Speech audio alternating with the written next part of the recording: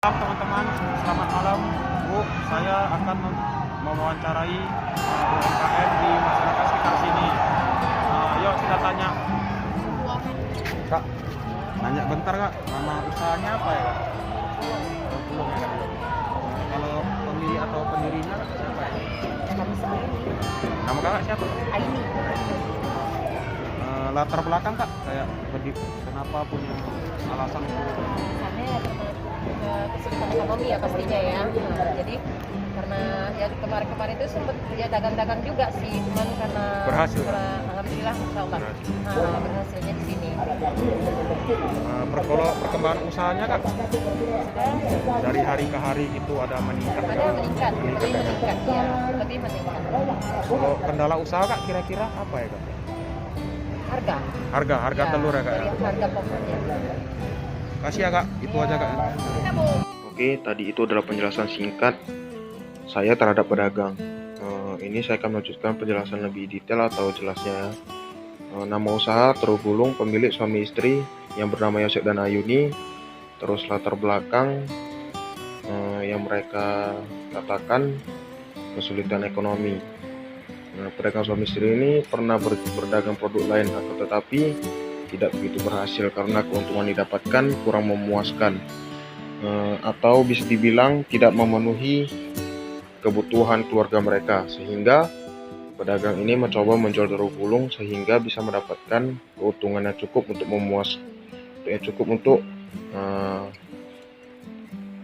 untuk mencukupi kebutuhan mereka hingga saat ini. Lalu perkembangan usahanya, awal buka usaha telur gulung ini pasti ada kesulitan. Seperti yang kita ketahui, jika membuka suatu usaha pasti di awal-awal itu pasti mengalami kesulitan. Kesulitan yang mereka alami ini seperti sedikit customer karena kurang mengetahui dagangannya, tetapi seiring berjalan waktu dagangan ini mulai dilirik atau ramai yang beli karena lokasi usahanya yang dekat dengan tempat orang biasanya jalan-jalan dan dekat dengan stadion bola, sehingga lama-kelamaan jualan ini semakin ramai dan ada inovasi baru dari segi rasa ya, seperti telur gulung balado, telur gulung saus, lalu jagung dan telur gulung. Mereka melakukan inovasi ini agar customer mereka tidak lari ke kompetitor mereka, sehingga mereka membuat inovasi baru ini agar customer ini tidak cepat bosan terhadap produk mereka. Lalu yang kelima tuh kendala usaha. Dari hasil wawancara yang saya tanyakan, kendala usaha mereka nih dari segi harga bahan baku, seperti harga telur yang kadang-kadang bisa naik apalagi terjadi krisis ekonomi yang kita tahu. Jika harga bahan baku naik, maka harga produk itu juga akan naik. Terkadang bisa juga kualitas produk yang berkurang ya.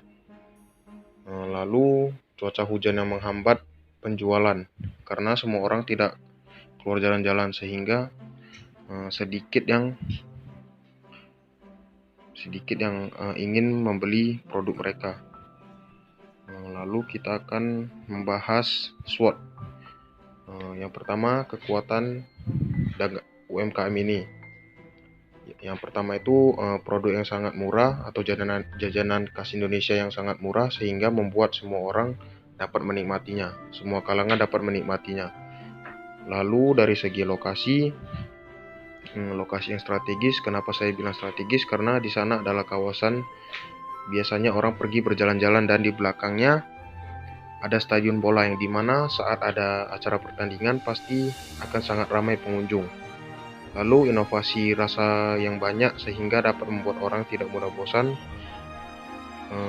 Yang kita tahu kan manusia itu cepat bosan dan kompetitor tidak bisa mengalahkan pasar mereka karena tidak melakukan inovasi seperti mereka. Lalu kita masuk ke kelemahan. Yang pertama tuh harga bahan baku yang naik maka akan mempengaruhi harga produk atau bisa juga mengurangi kualitas produk. Lalu yang saya bilang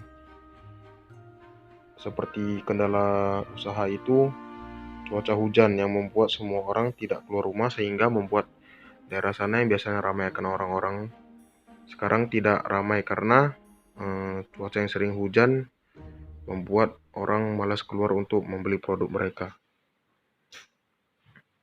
Lalu produk yang tidak bisa diinovasikan sehingga membuat orang cepat bosan. Yang kita tahu telur gulung ini yang paling yang bisa diinovasikan itu dari segi rasa, saus atau apa, tidak mungkin bahan baku ya, karena sesuai judulnya saja sudah telur gulung, mana mungkin kita merubah bahan baku tersebut. Lalu kita masuk ke peluang.